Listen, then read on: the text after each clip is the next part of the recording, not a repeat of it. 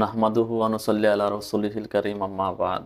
আউযু বিল্লাহি মিনাশ শাইতানির রাজিম। বিসমিল্লাহির রাহমানির রাহিম।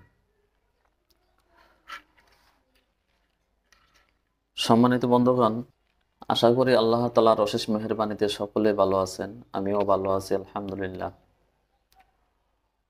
অন্যান্য দিনের ন্যায় আজকেও একটি নতুন ভিডিও নিয়ে হাজির হয়েছি।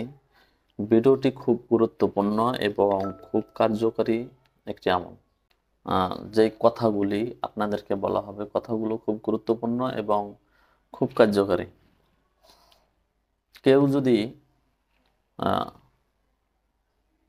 তার ঘরকে হেফাজতে রাখতে চায়, তাহলে এই আমলটা যখন সে করবে, কারো ঘর যদি হেফাজতে রাখার নিয়ত করেন অথবা হেফাজতে রাখতে চান, তাদের জন্য এই আমলটি খুবই গুরুত্বপূর্ণ। এবং কেউ যে চান যে আমার দোকান, ব্যবসা বাণিজ্য, ঘর বাড়িতে কোনো চুরি না হোক, কোনো ডাকাতি না হোক, এই জন্য এই আমলটি। কেউ জিন জাদু সমস্যায় ভুগতেছেন, তাদের জন্য এই আমলটি খুব গুরুত্বপূর্ণ একটি আমল।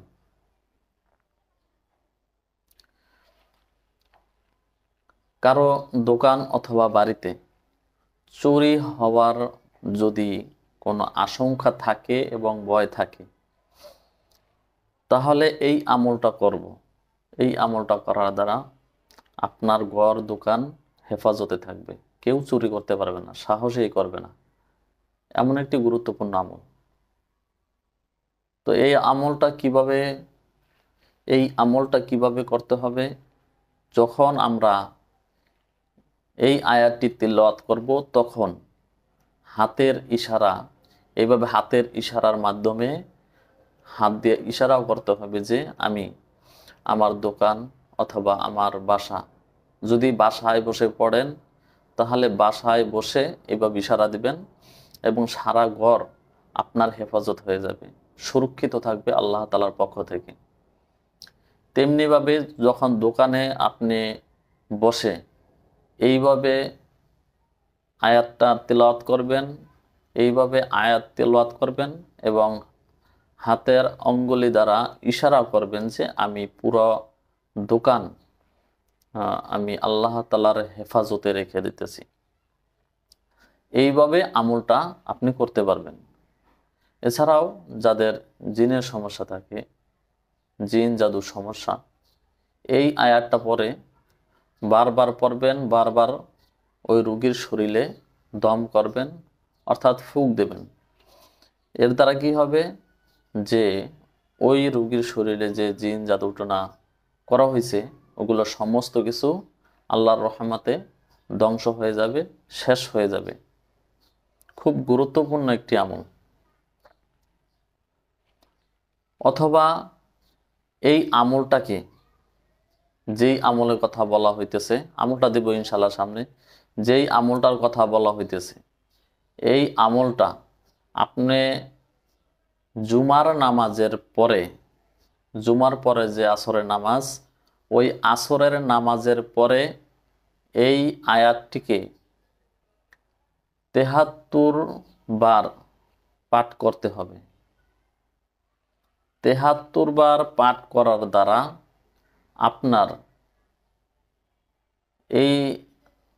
আপনার মধ্যে একটি আল্লাহ তাআলার নূর পয়দা হবে।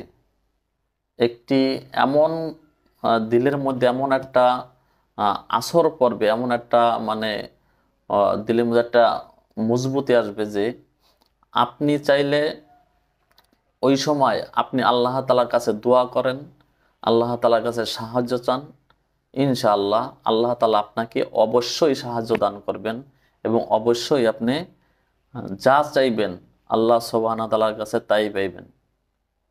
এই আমলটি এতই গুরুত্বপূর্ণ। আরও বিভিন্ন সমস্যার জন্য আপনি দোয়া করতে পারেন, বিভিন্ন সমস্যার জন্য আপনি চাইতে পারেন।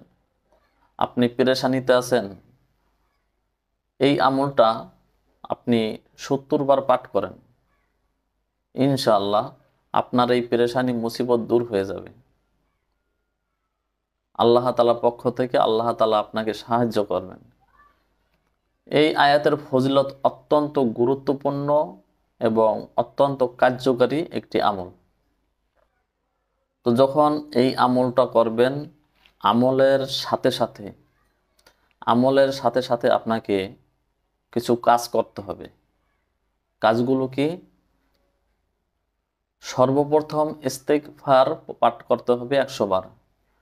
সর্বপ্রথম ইস্তেগফার 100 বার পাঠ করে নেবেন। তারপরে দুরূদ শরীফ 100 বার পাঠ করে নেবেন। তারপরে এই আমলটা করবেন। সাধারণ জ্ঞানে আমরা এগুলা ধারণাও করতে পারবো না, আমাদের ধারণার বাইরে। এত পরিমাণ লাভ, সওয়াব এবং নেকি হবে। যে ব্যক্তি বেশি বেশি ইস্তেগফার পাঠ করে, আল্লাহ তাআলা কিয়ামতের দিন তাকে হাসরের ময়দানে তার ব্যাপারে প্রশংসা করবেন। আল্লাহ সুবহানাহু ওয়া তাআলা তার ব্যাপারে প্রশংসা করবেন। এবং যে ব্যক্তি বেশি বেশি ইস্তেগফার পাঠ করে, তার অভাব অনটন দূর হয়ে যায় এবং সে আল্লাহ তাআলার পক্ষ থেকে সাহায্যপ্রাপ্ত হয় এবং রিজিক পায়। তো অফুরন্ত রিজিক সে পেতে থাকবে ইস্তেগফার পড়ার কারণে। এবং দুরূদ শরীফ পড়ার কারণে আপনি আল্লাহর রসুলের নিকটবর্তী হতে পারবেন, কাছাকাছি জান্নাতে থাকার ব্যবস্থা আল্লাহ সুবহানাহু ওয়া তাআলা করে দেবেন যে ব্যক্তি বেশি বেশি দুরূদ শরীফ পাঠ করে। খুব অল্প সময়ের মধ্যে এই আমলগুলো করা সম্ভব যদি আমরা চেষ্টা করি। চেষ্টা করলে মানুষ দুনিয়াতে বহুত কিছু হাসিল করতে পারে। আমরা একটু চেষ্টা করে দেখি, ইনশাল্লাহ। দেখেন এর গুণ, ফজিলত এবং বরকত যে কি পরিমাণ আল্লাহ তাআলা রাখছেন, আমরা তো খালি চোখে এগুলো দেখি না। যখন মানুষ মারা যাবে তখন কিন্তু এই সমস্ত জিনিসগুলা তার চোখের সামনে ভেসে উঠবে। তো এই জন্য মারা যাওয়ার পর বুঝতে পারবে যে আমলের কত গুরুত্ব আর কতই না দাম ছিল আমল করা। এই জন্য ওই আমলের শুরুতে এই ইস্তেগফার এবং দুরূদ শরীফ বেশি বেশি পাঠ করে নেবেন, 100 বার করে পাঠ করে নেবেন। তো সেই আমলটি কি? সেই আমলটি হচ্ছে আয়াতুল কুরসি। এই আয়াতুল কুরসি আমরা যদি কেউ মুখস্থ নাও জানি, এর ফজিলত মোটামুটি আমরা অনেকেই জানি।